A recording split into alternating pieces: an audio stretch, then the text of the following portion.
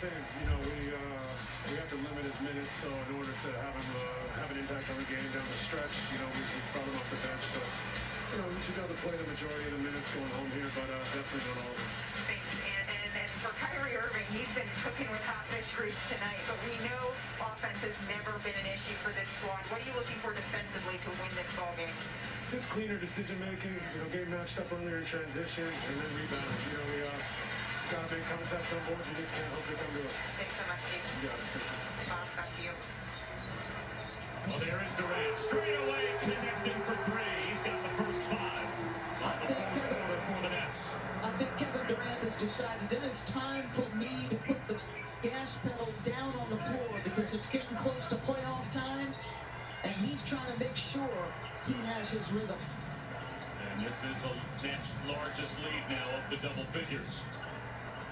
Javon Carter. Offensive foul call on Javon Carter as Tyler Johnson took the charge.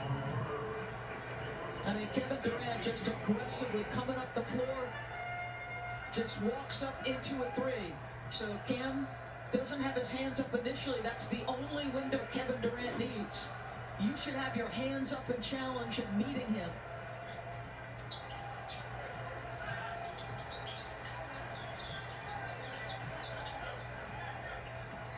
Durant wants a clear out. He's got the size advantage, and three Phoenix Suns end up floating towards Kevin Durant. Landry Shamet. As the shot clock expires, just no recognition of the fact that it was winding down. Well, you can see Phoenix obviously has decided, all right, Kevin has driven it right at us to start this fourth, walked up into a three. Somebody else is going to have to start taking some shots for Brooklyn.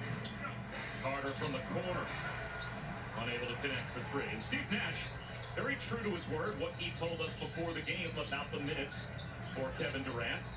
Only played him 20 minutes when he first returned from the 23-game hamstring absence. But he thought he would have more minutes in him today, and he played 18 minutes through the first three quarters, so he's well over 20 minutes now as he starts the game on the floor in the fourth quarter. Bob, I love this because one of the problems when somebody comes back to injury or from injury as a coach is, you know, and you hear coaches address this all the time, like, how do I manage the minutes? Do I play them in 4-minute stretches? Do I front load it, back load it? Like, that's the issue. I love what Steve Nash has done. Let him sit that first quarter, right? Everybody's getting a feel for the game. If it's a possession ball game close, you watch your best player on the floor. I love, and the two times we've seen this happen, that he doesn't start him and he uses it in the second half primarily. I love it. DeAndre Ayton will go to the free throw line. Well, what about the challenge, working Harden back in? Is there even a challenge for Brooklyn and Steve Nash once the playoffs arrive? Because that obviously is the target and the focus for getting Durant, Kyrie Irving, and James Harden all playing at their peak. I do think that Milwaukee and Philadelphia are formidable opponents that they would have to get by. And if they get the #1 seed, obviously they only have to get by one of them. Obviously there's no talent concern. There's no chemistry concern. I think these guys, their games are majestic enough. They are adaptable enough, but that's not the issue. The one thing I would want is repetitions in possession ball games with the three of them. Durant commits the foul. That'll put Mikal Bridges at the free throw line.